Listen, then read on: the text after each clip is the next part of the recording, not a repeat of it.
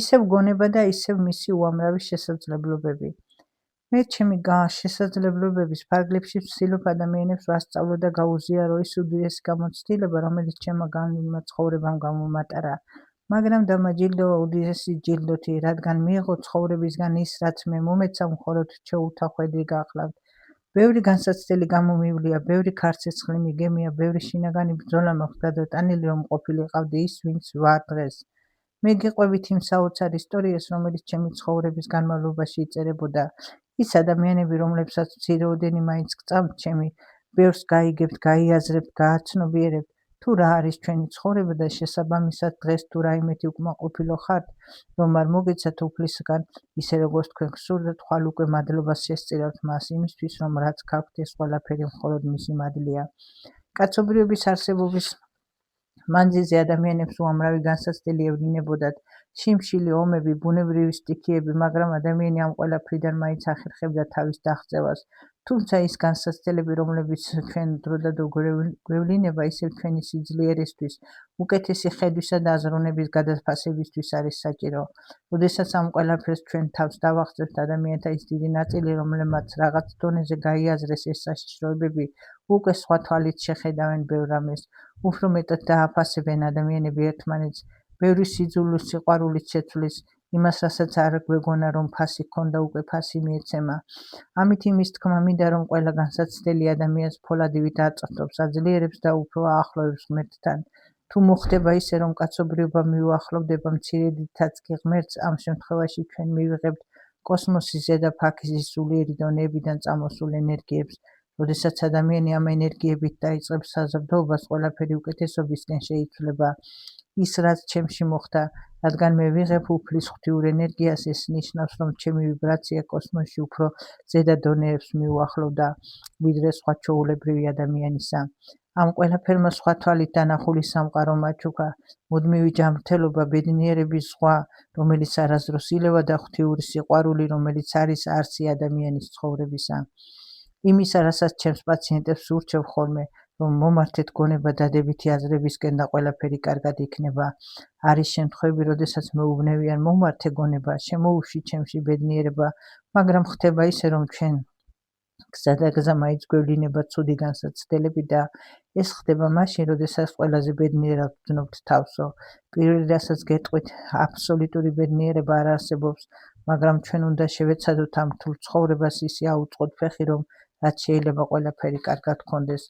ყოველ დილას, როდესაც ვდგებით საწოლიდან, პირველი რასაც უნდა ფიქრობდეთ, უთხარით თქვენს თავს, რომ დღეს ყველაფერი კარგად იქნება და ეს უკვე იმპულსია ტვინში დადებითი ენერგიებისა, რომელიც აუცილებლად გვჭირდება. ეს არის ღმერთის რწმენა, რომელიც თავისთავად გვაძლიერებს და შინაგანი მე ადამიანისა, რომელსაც ყოველ დღეს სჭირდება გამხნევება და იმ ძალების წინა პლანზე წამოწევა, რომლებიც გვაქვს, მაგრამ ვერ ვიყენებთ. როდესაც ყველაფერი კარგად მიდის, ჩვენში მაინც რჩება დამალული შიში უარყოფითი მოლოდინისა, რომელიც ჩვენს ქვეცნობიერში დევს და დროდადრო თავს გვახსენებს. ეს კი თავისთავად იწვევს იმ მოლოდინს, რომელიც დროდადრო განსაცდელი სახით გვევლინება. ძალიან ბევრი შრომაა საჭირო, რომ ადამიანმა თუნდაც ფიქრის დონეზე არ დაუშვას თავის თავში უარყოფითი. სამყაროს პრინციპი კი ასეთი გახლავთ, თუ ჩვენიდან გამოჩვევის დადებითი, მოვიზიდა მხოლოდ დადებით. ადამიანები, რომლებიც დროდადრო იწმინდებიან ნეგატიური ენერგიებისგან, ისინი გაუცნობიერებლად მიდიან ცხოვრების იმ გზაზე, სადაც სირთულეები ნაკლებად ხვდებათ. ისინი, რომლებიც ვატარებთ ნეგატიურ ენერგიებს, უფრო ხშირად ვაწყდებით პრობლემებს ცხოვრებაში და უარესდება ჩვენი ჯანმრთელობაც.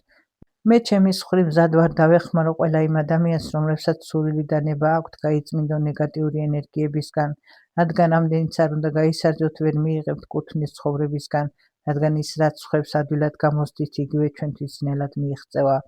იმუშავეთ საკუთარ თავზე, ეს ძალიან ძნელი პროცესია, მაგრამ ადრე თუ გვიან მიიღებთ შედეგს, რომლითაც ძალიან კმაყოფილი დარჩებით.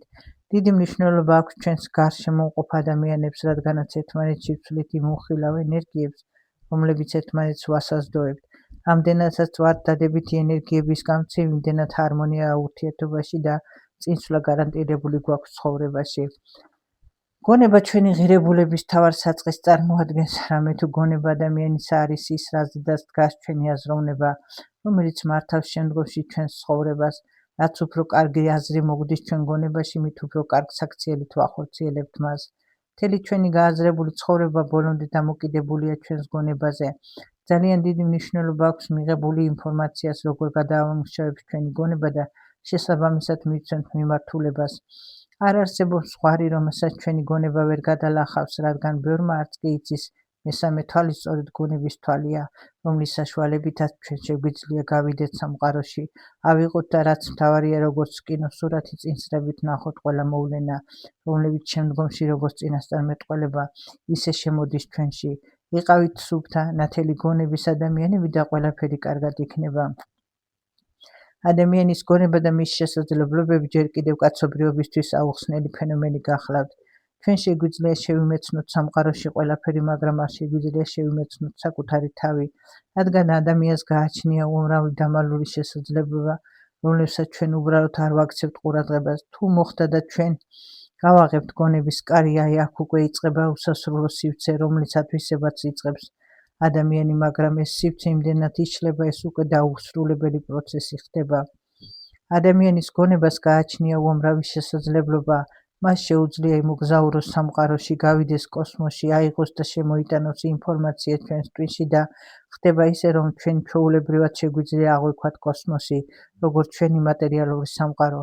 თუ ჩვენ გონებაზე დავიწყებთ მუშაობა, შეგვიძლია ჩვენი თავი და შესაბამისად ჩვენი ცხოვრება უკეთესობისკენ შევცვალოთ.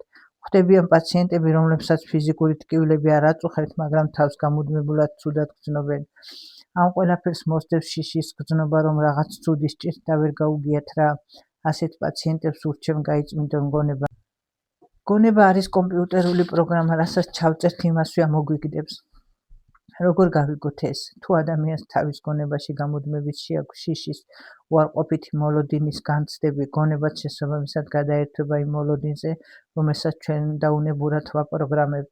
შესაბამისად ჩვენ გარშემო ხდება ის, რასაც ისედაც ველოდებით, რომ შევცვალოთ ჩვენი ცხოვრება უკეთესობისკენ, მომართეთ გონება იმისკენ, საიდკენაც თქვენ გსურთ. გაუკეთეთ ვიზუალიზაცია თქვენს ცხოვრებას. სურვილებს და ადრე თუ გვიან თქვენ ცხოვრებაში აუცილებლად შემოვა ის, რაც თქვენი გონებიდან მოდის და ის, რაც ჩემს შემთხვევაში მოხდა, მთელი ჩემი ცხოვრება იყო სწრაფა ღმერთისკენ და სიკეთის კეთების დაუძლეველი სურვილი, რომელიც ძალიან ძნელად ცავალი გზა გახლავთ, მაგრამ მან მომიტანა ულევის სიხარული და ბედნიერება. უფრო ახლოს მიმიყვანა ღმერთთან, რომელმაც მკურნალის უდიდესი ძალით დამაჯილდოა და ამ ყველაფრისთვის მადლობა უფალს. არ შემიძლია არ შევეხო იმ ადამიანებს, რომლებიც თავიანთ თავს გამუდმებით დააგონებენ, რომ ყველაფერი ცუდი მხოლოდ მათ თავს ხდება, მხოლოდ მათ არ უმართლებთ და ხანდახან დასტირიან კიდეც საკუთარ არსებობას და ხდება ისე, რომ უამრავი პრობლემის ფონზე ცხოვრებას მათ თვალში აზრი ეკარგება. დამიდიან იმ დასკვნამდე, რომ უჩნდებათ სურვილი დროა დამთავრდეს ყველაფერი. ამ ადამიანებს ვეტყვი, რომ ცხოვრება მშვენიერია, თქვენ უბრალოდ ამის დანახვის უნარი დაკარგული გაქვთ. შეხედეთ ცხოვრება სხვა თვალით და ყველაფერი მშვენიერი გახდება თქვენს გარშემო. გონებისთვის ზღვარი და მანძილი არ არსებობს და ერთ წამში ჩვენი გონებით შეგვიძლია აღმოჩნდეთ თუნდაც სხვა ქვეყანაში და მოვინახულოთ ის. ასევე მოვიფეროთ ჩვენ საყვარელ ადამიანებს და დაბრუნდეთ უკან საკუთარ თავში. ჩემი მხრიდან გირჩევთ, შეიტანეთ გონებაში ის, რაც თქვენს გსურთ, მომართეთ გონება უკეთესობისკენ, ის, რასაც გავსცემთ ჩვენ ჩვენივე გონებიდან გაედინება კოსმოსში და ადრე თუ გვიან ისევ ჩვენთან ბრუნდება. უკვე რეალურ სამყაროში კოსმოსს მკაცრი და უცნაური კანონები აქვს, რასაც გასცემთ, იმასვე ვიღებთ.